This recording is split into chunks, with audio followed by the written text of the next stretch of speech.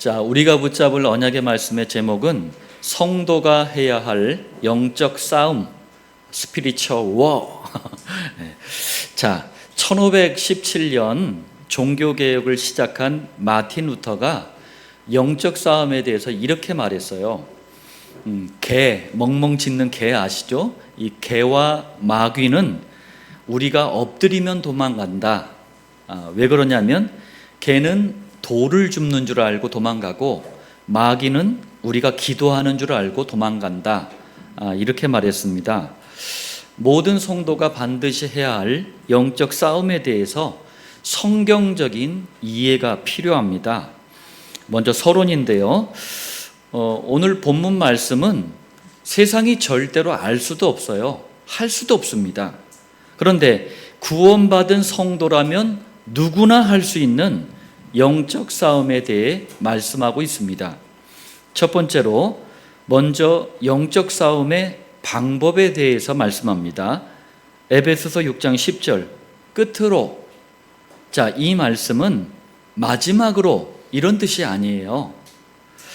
성도는 구원받은 그 순간 이미 모든 것을 다 받았다.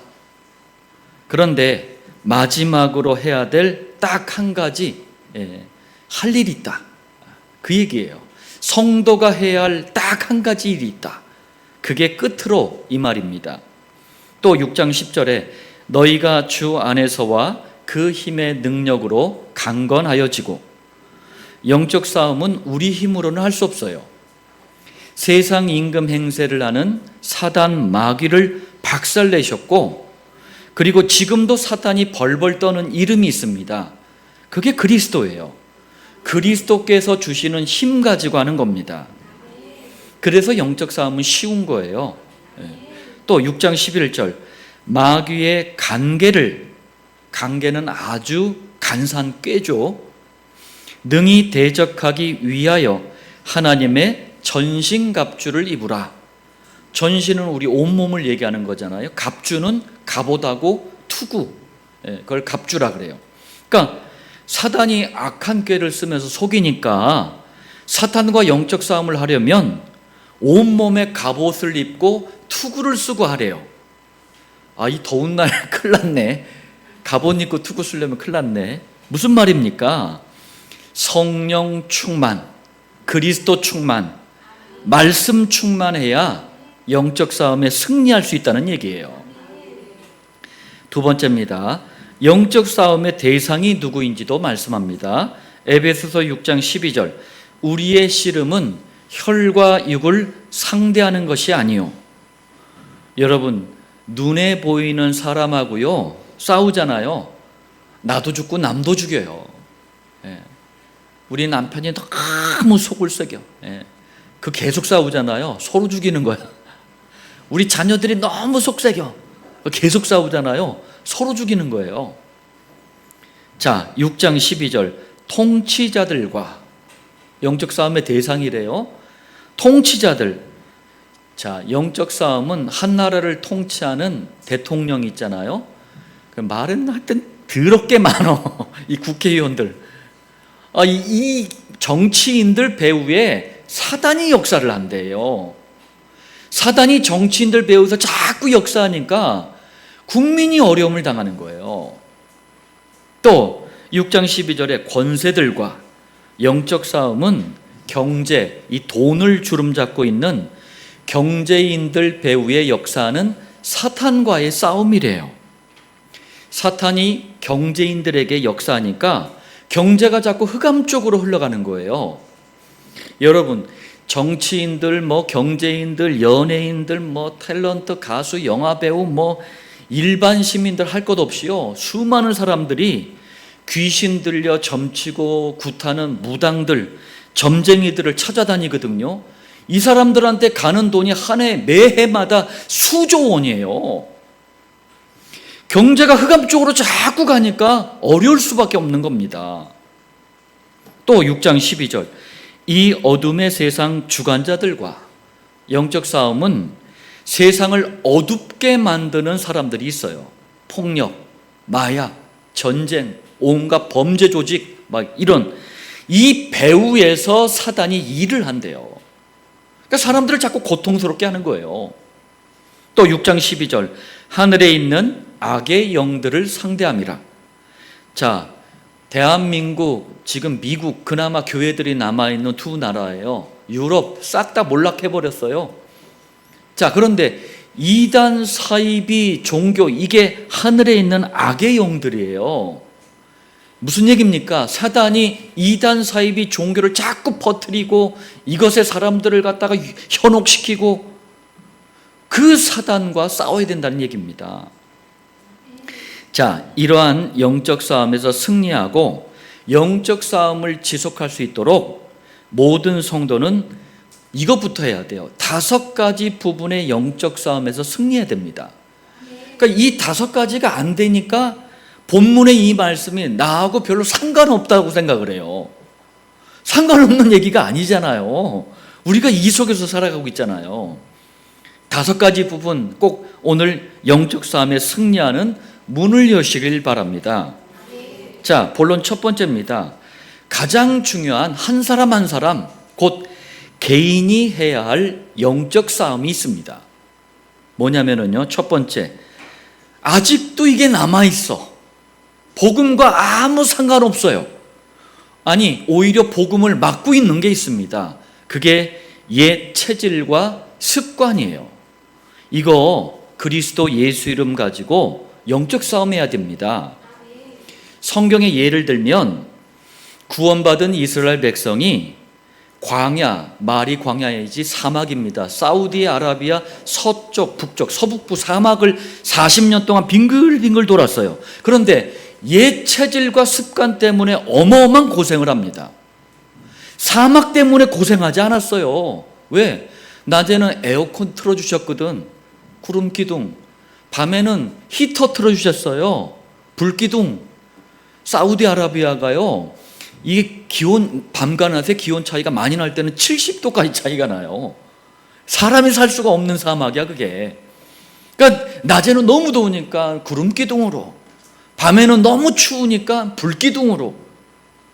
사막에서 고생을 한 게 아니라 옛 체질과 습관 때문에 고생을 했다니까요. 다시 말하면 이스라엘 백성은 그리스도의 십자가 희생을 상징하는 어린 양의 피를 발랐어요. 이걸 구원이라고 합니다. 그리고 홍해 바다를 건넜어요. 이걸 세례받았다고 하는 거예요.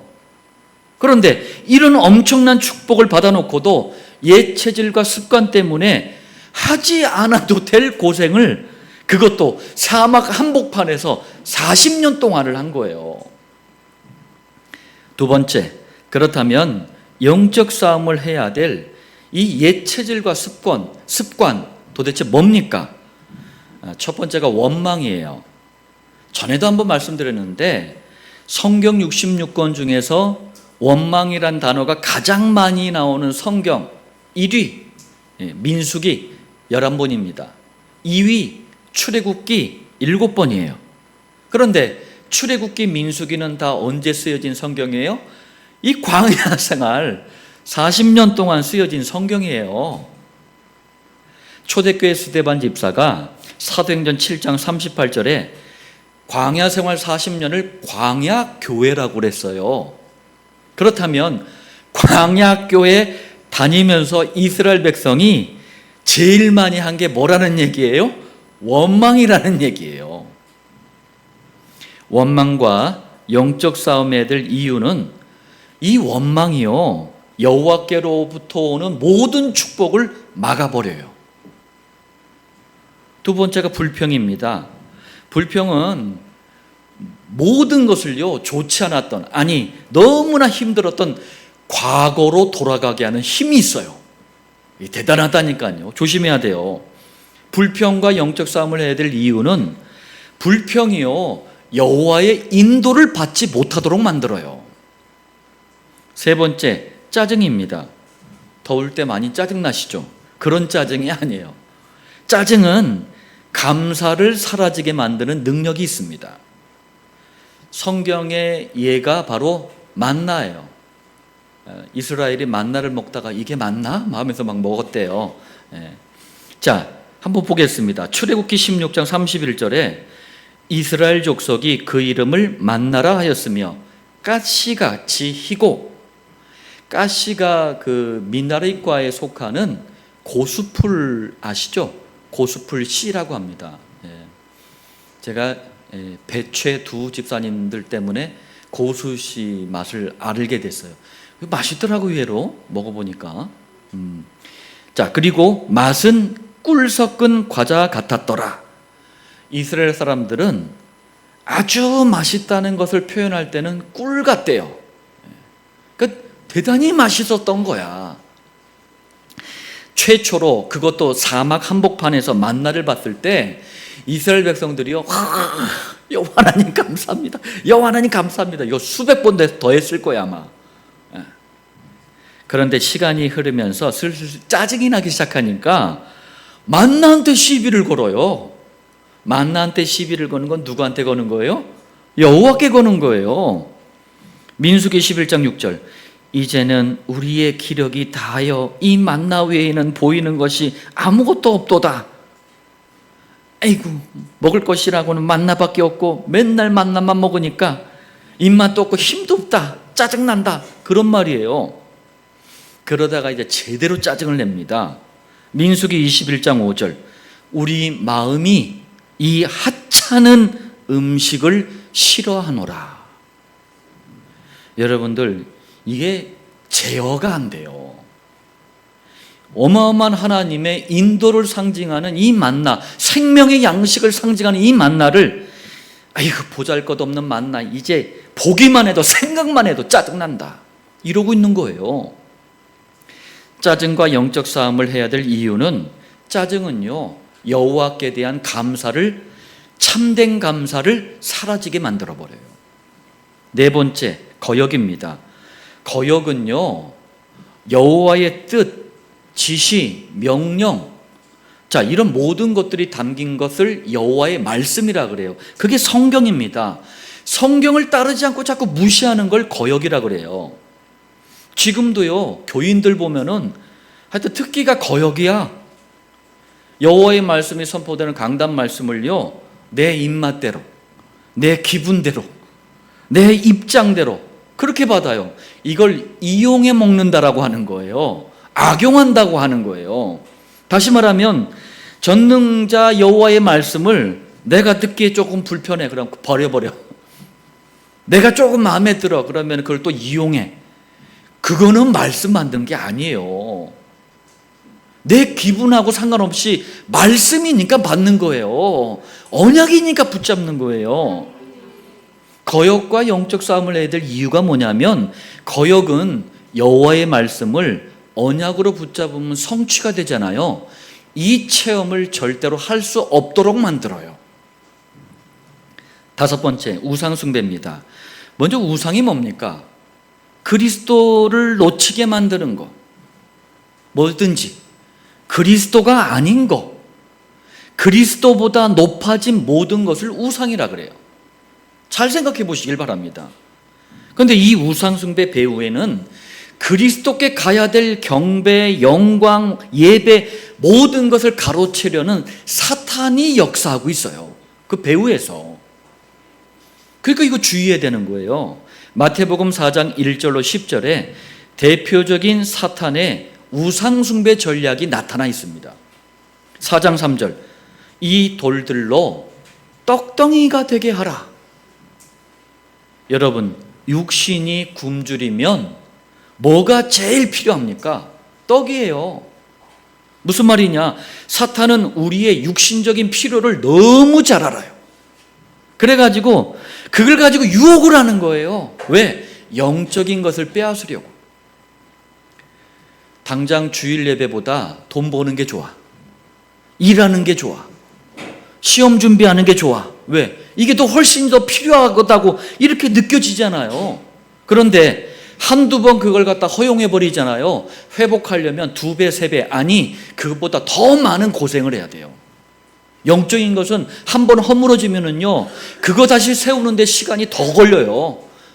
이게 그러니까 빼앗기지 말아야 된다니까, 영적인 거는. 4장 5절, 성전 꼭대기에 세우고 무슨 얘기냐면 교회를 다니면서 명예심, 자리다툼, 직분 경쟁 이런 데 빠지게 하는 거예요. 세상에서 앵간히 좀 성공 좀 하다가 교회 오세요. 그래야지 그런 건 다 부질없는 거구나. 사람이 그렇게 돼. 4장 9절 내게 엎드려 경배하면 이 모든 것을 네게 주리라. 사단이 앞에 그런 전략을 쓰는 이유가 뭔지 아세요? 그리스도께 가야 될 경배를 빼앗는 거예요. 그리스도께 드려야 될 예배의 대상을 마귀로 바꿔버리는 거예요. 이게 사단의 목적이에요. 우상숭배와 영적 싸움을 해야 될 이유는 우상숭배는요 여호와의 계획 시간표를 전부 놓치도록 만들어버려요. 자, 본론 두 번째입니다. 소중한 가정 안에서도 해야 될 영적 싸움이 있습니다. 첫 번째, 히브리서 12장 15절 여기 보니까 쓴 뿌리가 나서 괴롭게 하여. 자, 쓴 뿌리는 쓰고 독이 있는 열매를 맺게 하는 뿌리예요. 독 아시죠? 포이즌. 우리 가정을 복음으로 하나 되지 못하게 해서 그리스도와 안에 있는 이 참된 사랑을 나누지 못하도록 만드는 쓴뿌리가 있다는 얘기예요. 그리스도 예수 이름 붙잡고 싸워야 돼요. 나도 죽이고 가정도 죽이고 모든 것을 죽이는 쓰고 독이 있는 열매를 이 맺게 하는 쓴뿌리는요 반드시 뽑아내야 됩니다.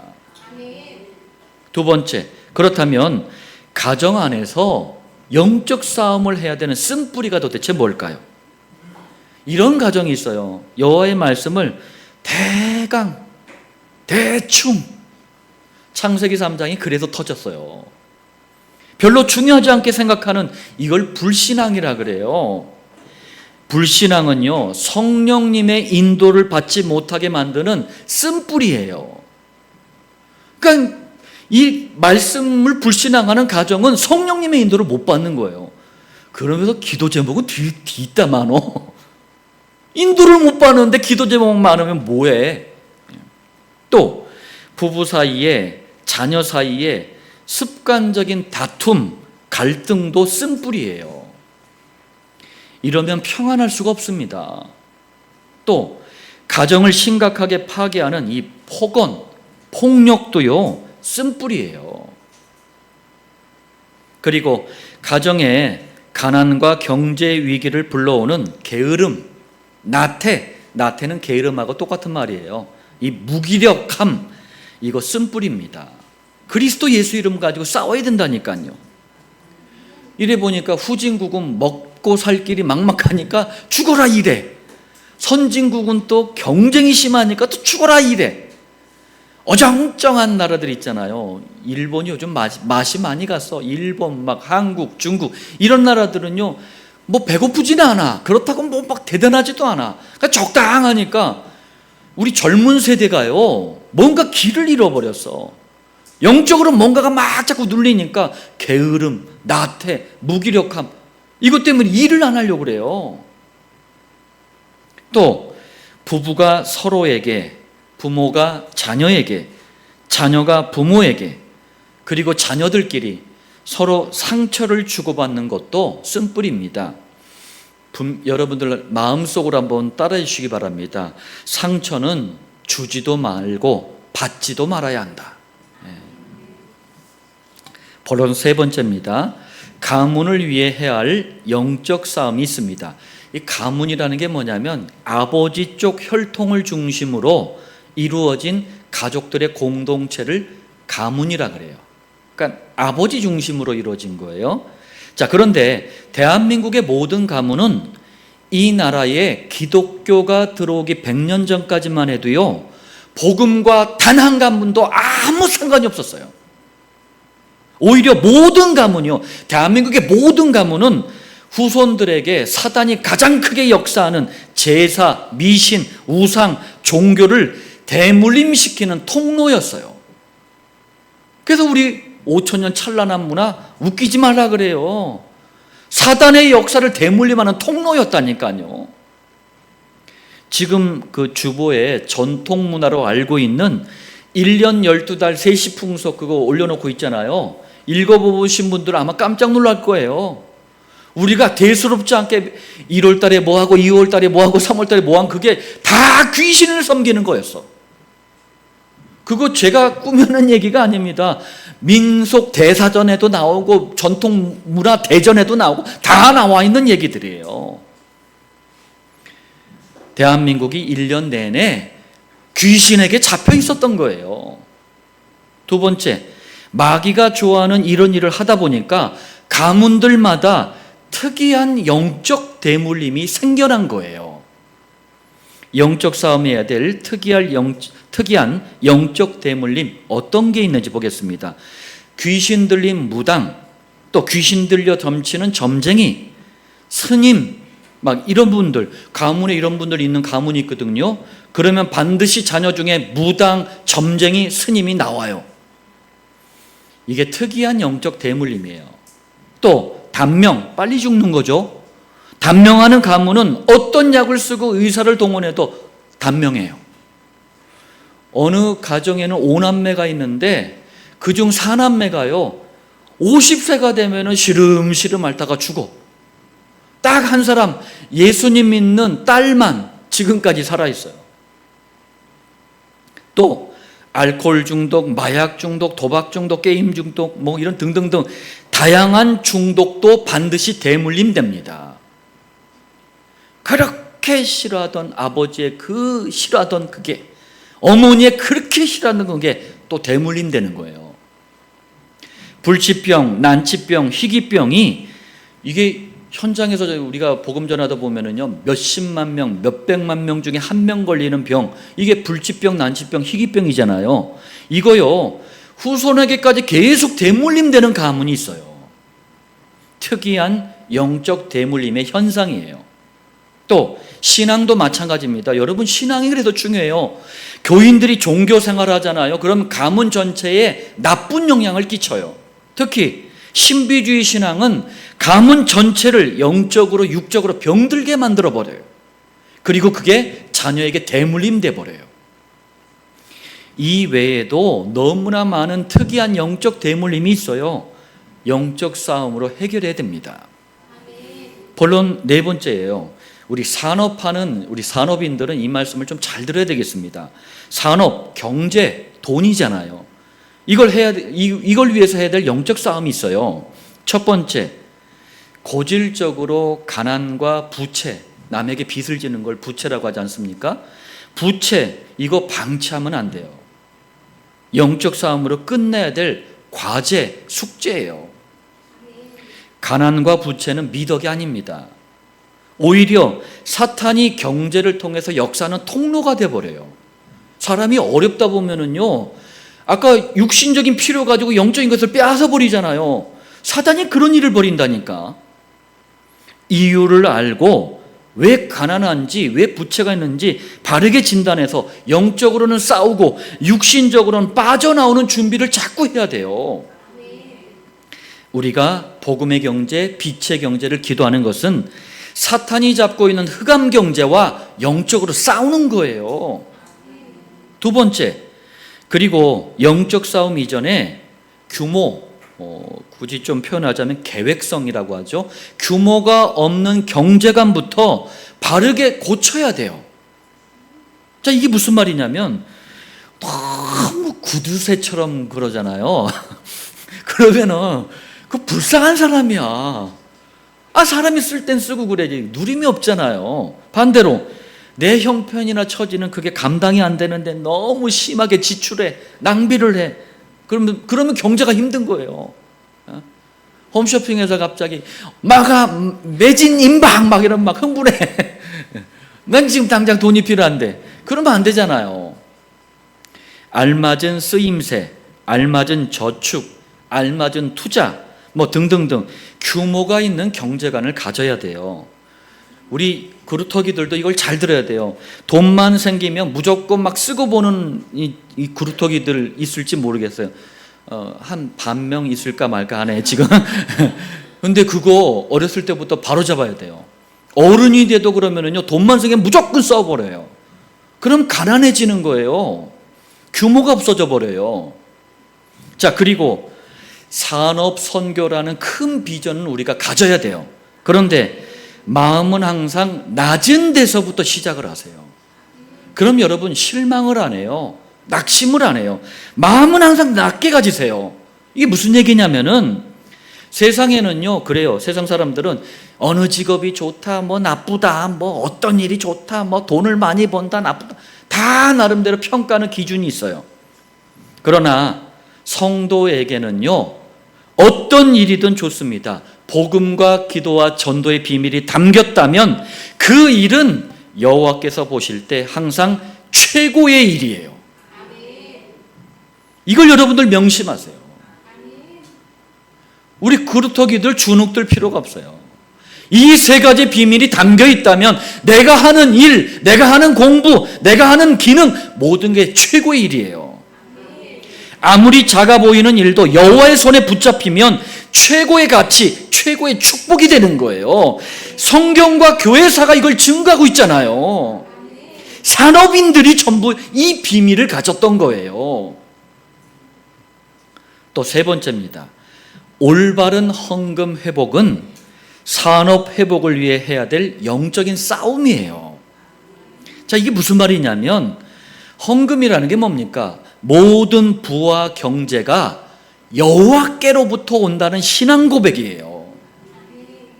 다 모든 걸 주관하시는데 경제만은 여호와가 주관 안 하신다? 웃기는 얘기예요. 구약과 신약 교회사에서 가장 많은 우리 믿음의 선배들이 누렸던 게 산업의 축복이에요. 그런데 사단은 이걸 깨닫지 못하도록 하는 거예요. 자꾸 인간적인 생각, 인간적인 계산만 하고 있는 거야. 올바른 헌금 회복을 위해서 영적으로 위해서 싸우라는 얘기예요. 헌금은 가장 중요한 복음이 선포되는 교회의 유지, 지속을 위해서 여호와께서 주신 방법이에요. 누구 부흥사가 헛소리하는 그런 헌금이 아니에요. 그런 수준의 얘기가 아니에요. 여호와께서는 이스라엘 12지파 중에서 그리스도를 전달하는 이 영적인 일을 전담하는 지파가 레위지파란 말이에요. 레위지파를 12지파에서 빼내셨어요. 그러면서 기업을 주지 않으셨어요. 기업이라는 게 내가 먹고 살아가는 터전이란 말이에요. 그걸 레위지파에게 주지 않는 거예요. 왜? 나머지 지파가 11조 드려가지고 레위지파를 살려라, 먹여라 그 얘기예요. 왜? 그리스도 이 한 단어에 레위지파는 집중해야 된다. 교회는 그리스도 여기에 전무한 증거를 보이도록 그리스도만 선포하는 이 일에 집중해야 된다. 그래서 지파에게, 레위 지파에게는 기업을 주지 않은 거예요. 21세기 지금은 어때요? 레위 지파의 일을 교회가 하는 거예요. 그러므로 성도의 헌금은요, 교회가 레위 지파가 했던 일들을 유지하고 지속하도록 여호와께 마땅히 드려야 되는 거예요. 헌금 얼마 했어요? 저한테 절대 자랑하지 마세요. 그건 칭찬받을 일이 아니에요. 헌금 뭐 내가 조금 들었는데 낙심할 일도 아니에요. 내 충신과 마음을 다해서 이런 의미를 알고 드리라는 얘기예요. 왜 과부의 2렙돈을 예수님이 칭찬하셨습니까? 그 형편없는 그 작은 돈을. 이분에게는 전체 자기 모든 것을 드리는 거였기 때문에 그래요. 중심을 보는 거예요. 그런데 교회를 무너뜨리는 사단은 중요한 헌금의 원리를 망가뜨려 놓은 거야. 영적 싸움해야 돼요. 또 이 헌금은요, 여호와께 저축을 하는 거예요. 저금을 자꾸 여호와께 쌓아놓는 거예요. 원리가 그래요. 그러면 하나님은 우리 산업의 흑암을 꺾어주셔요. 산업의 축복을 회복시켜 주시는 거예요. 여러분, 저축을 많이 하면 미래에 일어날 많은 일들을 대비하고 준비할 수 있잖아요. 저희 딸 희명이도 정기 적금을 벌써 2번씩이나 들고, 그 정기 예탁도 했어요. 나보다 많아 돈이. 그 쌓아놓으니까 나중에 할 게 많잖아요. 여러분들 아이들 은행 데려가가지고 자꾸 저금하게 해주세요. 저금도 하게 해주고, 이것도 훈련이야. 그냥 돈만 받으면 다 문방구 뭐 저기 뭐 달려가가지고 뭐 그냥. 자, 하나님은 올바른 헌금을 회복하는 성도의 오늘과 미래를 책임져 주시는 거예요. 자, 본론 5번째입니다. 자녀, 후대를 위해 해야 할 영적 싸움이 있습니다. 후대가 뭡니까? 뒤에 올 세대들이에요. 여러분, 오늘 이 말씀은 특히 그루터기들이 잘 들어봐야 돼요. 왜? 학업과 기능과 비전에 대한 답이 들어있어요. 첫 번째, 잠언서 22장 15절. 아이의 마음에는 미련한 것이 얽혔으나, 내가 막 그냥 주구장창 놀아, 근데 공부를 잘해, 있을 수가 없어요. 여러분, 그건 있을 수가 없어요. 그런데 나름대로 막 열심히 노력도 해. 학교나 학원에서 열심히 공부도 해. 그런데 성적이 안 올라. 이런 아이들이 의외로 많아요. 왜 그런 줄 아세요? 성경은, 잠언서는 얘기하는 거예요. 흑암 세력이 자녀를 어리석게 만든대요. 이게 그 말씀이에요. 아이의 마음에 미련한 것이 얽혀 있는 거예요. 흑암 세력이 아이를 지금 완전히 어리석게 만드는 거예요. 이걸 해결하는 방법은 사단을 박살내신 그리스도밖에 없는 거예요. 그래서 제가 우리 캠프 때도 우리 선생님들이 얘기하시겠지만, 자꾸 문화에 대해서 어떤 우리가 쓰는 언어에 대해서 자꾸, 제가 딴 어떤 목사님도 그런 데 관여하는데 저는 되게 민감하게 얘기를 해요. 왜? 그런 것들이 나를 흑암의 통로가 돼서 내 지혜를 어둡게 만드는 거예요. 자녀의 생각, 마음, 두뇌까지 흑암 세력이 붙잡고 있다는 얘기예요. 그러니까 어리석어지는 거예요. 그럼 답이 뭐겠습니까? 사단이 벌벌 떠는 그리스도, 이 복음부터 올바르게 고백하고 발견시켜주고 체험할 수 있도록 부모와 자녀가 영적 싸움해야 되는 거예요. 두 번째, 잠언서 9장 10절입니다. 여호와를 경외하는 것이 지혜의 근본이요 거룩하신 자를 아는 것이 명철이니라. 자녀에게, 후대에게 반드시 전달해야 될 말씀이에요. 제가 다른 교회 목사님들, 교인들이 얘기하지 않는 이상한 얘기를 하잖아요. 복음이 먼저다. 왜 그런 줄 아세요? 이 말씀 때문에 그래요. 여호와 누구십니까? 훗날 사람의 아들로 오셔서 십자가에서 그리스도의 일을 완성하신 예수님이에요. 예수님을 바르게 아는 게 지혜, 모든 공부, 학업, 지식의 근본이다, 그 말이에요. 그리스도 먼저 알고 공부하라는 얘기예요. 그런데 그리스도가 빠지고 맨날 공부, 학업, 지식 이것만 쌓으니까 어느 날 망하는 거예요. 그렇게 쌓아놓은 아이들이 공부 잘해가지고 막 성공해가지고 이상하게 나라를 어렵게 만드는 거예요. 대한민국 망치는 건 저 스카이예요. 오히려 건강하게 대학 다니는 아이들이 더 사회를 다 기름지게 해, 빛나게 해.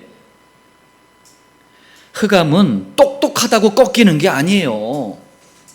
거룩하신 자 누굽니까? 그리스도예요. 그리스도를 아는 것이 명철이래요. 지혜래요. 우리 자녀 후대들에게 그리스도가 들어가지 못하도록 막는 이 흑암 세력과 영적 싸움을 해야 된다니까요. 세 번째, 이것도 잘 들어보시길 바래요. 학업을 준비하는 그루터기가 있고 기능을 준비하는 그루터기가 있고 달란트를 가지고 있는 그루터기들이 있어요. 마찬가지입니다. 시편 78편 72절이에요.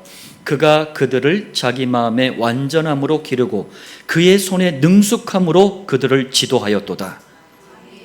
이게 무슨 말이냐면 그리스도의 사람, 이스라엘의 최고 임금 다윗이 가지고 있던 믿음과 기능에 대해서 말씀하신 거예요. 자녀 후대가 기능이 유난히 좋은 후대가 있어요. 자녀가 있어요. 달란트가 있는 자녀가 있어요. 그리스도 바르게 할 때 그게 제대로 쓰임받는다는 말씀이에요. 뭐 그림에, 음악에 여러 가지 이런 굉장한 달란트를 가진 자녀들이 있단 말이에요. 그리스도 할 때 제대로 쓰임받는다니까요. 아무리 하찮은 것도 괜찮아요. 다윗은 물맷돌 던졌잖아요. 얼마나 하찮은 기술입니까? 이거 가지고 골리앗을 무너뜨렸어요. 이스라엘을 살렸다는 얘기예요. 흑암을 무너뜨렸다는 얘기예요. 이것을 모르도록 자녀와 후대를 속이는 게 사단의 세력이에요. 영적 싸움해야 돼요. 자, 결론입니다. 본문에서 말씀하는 영적 싸움과 5가지 부분의 영적 싸움에 모든 성도가 승리할 수 있도록 21세기 안디옥 교회가 집중하는 것이 있습니다. 첫 번째, 사탄과 그 졸개와의 이 영적 싸움인데, 사탄이 벌벌 떠는 이름은 그리스도밖에 없어요. 그리스도가 계속 선포되는 강단 말씀을 굳게 붙잡으시길 바랍니다.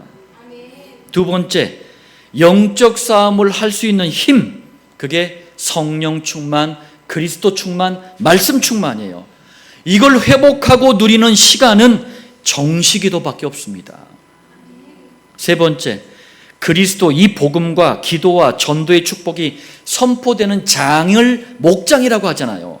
목장은 각자가 사는 지역, 하는 일, 만남의 역사는 사탄을 무너뜨리는 방법이에요. 여러분들께서 목장을 우리가 지속하면서 기도하는 이유가 거기 있는 겁니다. 단순한 시간들이 아니에요. 의미를 알고 성경의 축복을 알고 그걸 제대로 하면 우리가 어마어마한 문을 열 수가 있는 거예요. 한 주간 여러분들 이제 7월달 지나고 8월달 되고 이제 중반기 넘어가 하반기로 가버려요. 2024년이 지금 7월달이 돼버렸어요. 영적 싸움 이거 새롭게 시작해야 돼요. 그러면서 각자를 점검하고 가정을 점검하고 또 자녀를 점검하고 가문을 점검하고 산업을 점검하고 새롭게 시작해야 돼요. 예. 제가 토요일 밤마다 저희 집 옥상에 올라가요. 깜깜한 밤에 거의 12시 가까이 될 때. 그러면서 아무도 없는 거기서 혼자 진짜 간절히 기도해요. 예. 그러면서 어제는 좀 제가 눈물이 좀 마렵더라고. 하나님, 제 인생은 언젠가 가지 않습니까? 우리 인생에는 이 한계가 있지 않습니까? 내가 우리 후대들에게, 우리 성도들에게 반드시 그리스도만큼은 제대로 넘기고 가게 하옵소서. 예. 시간이 부족합니다. 예. 어제는 참 그러면서 이 영적 싸움부터 해야 된다. 마음에 정말 담겨지더라고요. 우리 여러분들 당대와 후대가 이 말씀을 간절하게 붙잡으시길 바랍니다. 살아계신 주 예수님의 이름으로 말씀 성취, 언약 성취의 은혜가 있기를 축원드립니다.